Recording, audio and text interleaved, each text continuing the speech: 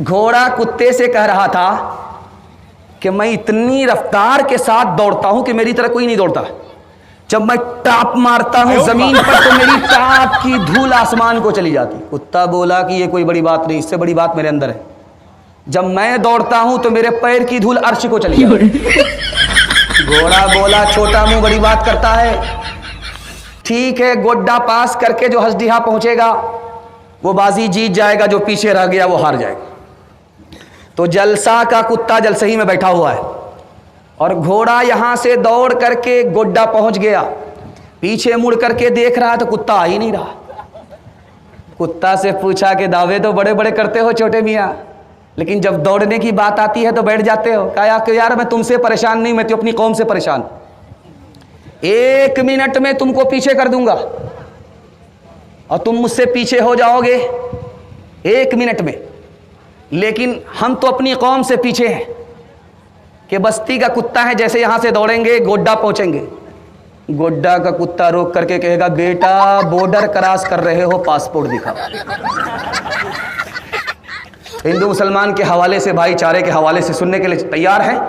हाथ उठाइए इंशाअल्लाह। दिल मिलेगा ना मिले हाथ मिलाएंगे, हाथ उठाइए इंशाअल्लाह। जब तक दिल नहीं मिलेगा हाथ मिलाने से कोई फायदा नहीं होगा। ध्यान से सुनिए, महात्मा गांधी जी से कि यहाँ के गैर मुस्लिमों ने कहा कि मुसलमानों से कहिए ये पाकिस्तान चले जाए। इनके लिए अलग से मुल्क बन गया है, ये लोग हिंदुस्तान छोड़ करके पाकिस्तान चले जाएं। तो महात्मा गांधी जी ने क्या कहा, इन्हीं मुसलमानों के वोट से ये मुल्क आज़ाद हुआ है। मैं इनको किस मुंह से कहूंगा कि तुम हिंदुस्तान छोड़ करके पाकिस्तान चले जाओ। एक किताब है, उसका नाम है Discovery of India. Jawaharlal Nehru ji ने इसको लिखा है। उसमें लिखा कि मुसलमानों ने इस मुल्क को इतना दिया है, इतना दिया है, इतना दिया है कि मुसलमान के एहसान को देख करके हमको सर झुका करके चलना पड़ता है। एक आदमी 1 नंबर का कंजर था, कंजूस था, बखील था, मक्खी चूस था, फूटी कौड़ी किसी को देता नहीं था। लेकिन दूसरे से तारीफ सुनता था, मैं बहुत बड़ा सखी हूं, मैं सखावत का पहाड़ हूं, सखावत का दरिया। एक दिन बोलते बोलते मजमे में बोला, मेरी हथेली में बाल नहीं है, जो इसका जवाब देगा उसको इनाम दूंगा। एक आदमी खड़ा नहीं हुआ, ये कंजर है, 1 पैसा नहीं देगा। एक जवान हिम्मत करके खड़ा हुआ, हुजूर इसका जवाब मेरे पास है। तो बादशाह ने सोचा कि ये चूना लगा देगा आज। अच्छा देख लेते हैं कैसे चूना लगाता है। कहा कि बताओ मेरी हथेली में बाल क्यों नहीं है? कहा हुजूर आपका देते देते घिस गया। अल्लाह, बोला ये चम्मच ही नहीं, ये तो बहुत बड़ा चमचा है, ये तो पूरा मक्खन मार रहा है, जबकि मैं फूटी कौड़ी किसी को नहीं देता। तो बोला कि ये तो मेरे पैसे में चूना लगा देगा। तो मंतिक से पूछा कि ठीक है मेरी हथेली में बाल नहीं है, देते देते घिस गया, इसका जवाब दो, तुम्हारी हथेली में भी तो बाल नहीं। बोला हजरत इसका भी जवाब मेरे पास है, आपका देते देते घिस गया, मेरा लेते लेते घिस गया। अल्लाह, बादशाह समझ गया कि आज ये चूना लगा देगा, मेरा रिकॉर्ड खराब कर देगा। मैंने आज तक 1 रुपया किसी को दिया नहीं, मेरा रिकॉर्ड खराब कर देगा, लेकिन हम अपना रिकॉर्ड खराब होने नहीं देंगे। बादशाह ने तीसरा सवाल किया कि ठीक है मेरा देते देते घिस गया, तुम्हारा लेते लेते घिस गया, और ये पूरी बस्ती के लोग जलसा सुनने किसी की हथेली में बाल लेगा, हुजूर इसका भी जवाब मेरे पास है। आपका देते देते घिस गया, मेरा लेते लेते घिस गया, और सब कुछ हमको मिलता है, इन लोगों को कुछ मिलता ही नहीं है। मारे अफसोस के हाथ मलते मलते इन लोगों का घिस गया है। हजरत अभी बैठे ही थे बयान करने के लिए, एक जवान लाठी लेकर के खड़ा हुआ। कहा हजरत सब पर बयान कीजिएगा, पर्दा के ऊपर मत बोलिएगा, लाठी हाथ में। तो हजरत ने कोई जवाब नहीं दिया। नोट निकाला 100 का ये 100 का नोट है, इसको ऊपर की जेब में रखते हो। ये 500 का नोट है, इसको बीच की जेब में रखते हो। और ये 2000 का नोट है, अंडरवियर की जेब में रखते हो, नीचे की जेब में रखते हो। और अल्लाह का बंदा, दौलत की हिफाजत करते हो, औरत की हिफाजत नहीं करते। याद रखना, 100 बार याद रखना, दौलत जाएगी वापिस आएगी, औरत की आबरू एक बार जाएगी, कभी वापिस नहीं आएगी।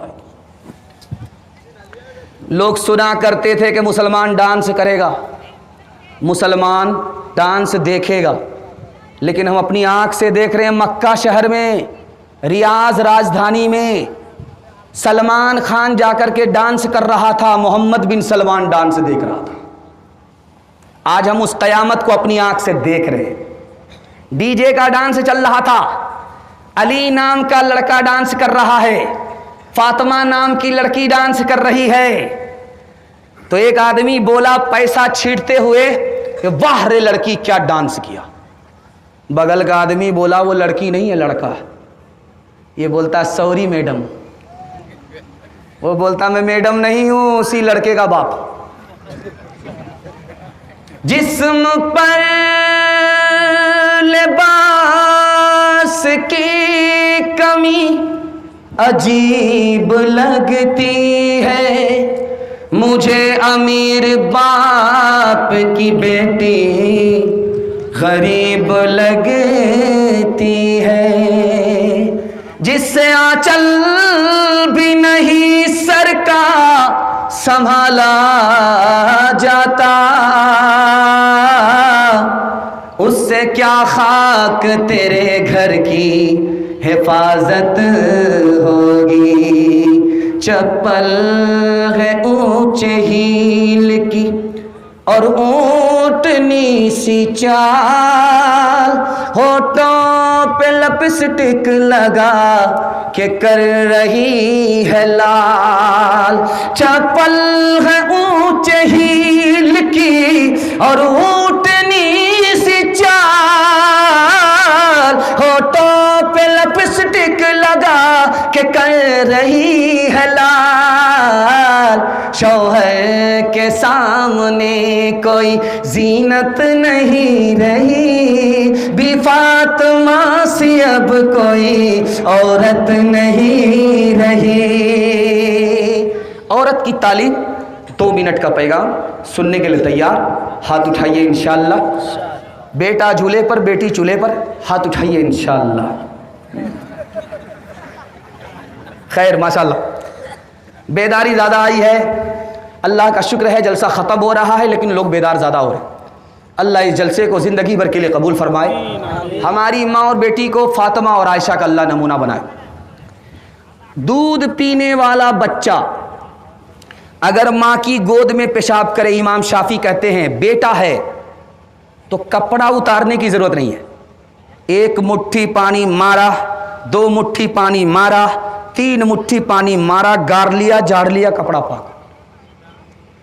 लेकिन अगर दूध पीने वाली बेटी है, इमाम शाफी कहते हैं माँ बाप की गोद में पेशाब कर दिया, अब 1 मुट्ठी 2 मुट्ठी पानी मारकर गार लेने से, झाड़ लेने से कपड़ा पाक नहीं होगा। कपड़ा उतारना पड़ेगा, बार बार धोना पड़ेगा, दाग धब्बे छोड़ाने पड़ेंगे, गारना और निचोड़ना पड़ेगा, तब मुकम्मल कपड़ा पाक होगा।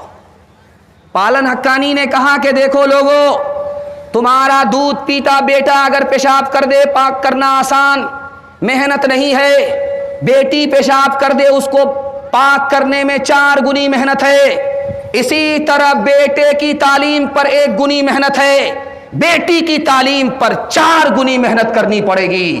तब मर्द पढ़ता है, तन्हा मर्द पढ़ता है, औरत पढ़ती है, सारा खानदान पढ़ता है। पालन हक्कानी ने कहा कि बेटे से ज़्यादा बेटी को तालीम दिलानी पड़ेगी 4 गुनी। क्यों? बेटी 4 मंजिल में पहुंचती है। पहली मंजिल में वो बेटी है, दूसरी मंजिल में वो बीवी है, तीसरी मंजिल में वो माँ है, चौथी मंजिल में वो सास है। आपको बीवी को पढ़ाने की जरूरत नहीं, बीवी का हिस्सा बेटी को पढ़ा दीजिए, यही बेटी आगे चलकर 1 नंबर बीवी बनेगी। माँ को पढ़ाने की जरूरत नहीं है, माँ का हिस्सा बेटी को पढ़ा दीजिए, यही बेटी आगे चलकर 1 नंबर माँ बनेगी। सास को पढ़ाने की जरूरत नहीं है, सास का हिस्सा बेटी को पढ़ा दीजिए, यही बेटी आगे चलकर 1 नंबर सास बनेगी। सुबह हो रही थी, बादशाह को 4 बीवी, मालूम करना चाहता था कि कौन पढ़ी लिखी है, कौन जाहिल है। तो पहली बीवी के पास आकर के पूछा कि सुबह हो रही, कहाँ हो रही है? कहा कैसे पता चला? कहा मुंह में पान था, मज़ा बदल गया। कहा सुबहान अल्लाह, बड़ा खुश हुआ। दूसरी बीवी के पास आकर के पूछा कि सुबह हो रही, कहाँ हो रही है? कहा कैसे पता चला? नाक में नत्थी, ठंडी पड़ गई। बड़ा खुश हुआ, ये भी पढ़ी लिखी है, नफीस है। तीसरी औरत के पास आकर के पूछा कि सुबह हो रही, कहाँ हो रही? कहा कैसे पता चला? का लालटेन की रोशनी धीमी पड़ गई, इससे पता चला सुबह हो रही। माशाअल्लाह, बड़ा खुश हुआ। अब आया जाहिल की अम्मा के पास, जो सबसे बड़ी जाहिल थी, जाहिलों की खाला थी, उसके पास आकर के पूछा कि सुबह हो रही है? कहा हो रही है। क्या कैसे पता चला? क्या जैसे रोज़ पता चलता है? क्या रोज़ कैसे पता चलता है? कहा पेशाब आ रहा है, पखाना आ रहा है, बराबर पता चलता है, रोज़ पता चलता है। ये चाहे तो जन्नत ही घर को बना दे, ये चाहे तो दोज़ख ही उसको बना दे, ये चाहे तो इज्जत हमारी करा दे, ये चाहे तो जिल्लत में हमको गिरा दे, ये चाहे तो रुसवा ज़माने में कर दे, ये चाहे तो इज्जत के फट जाए पर्दे, ज़माने की रफ्तार,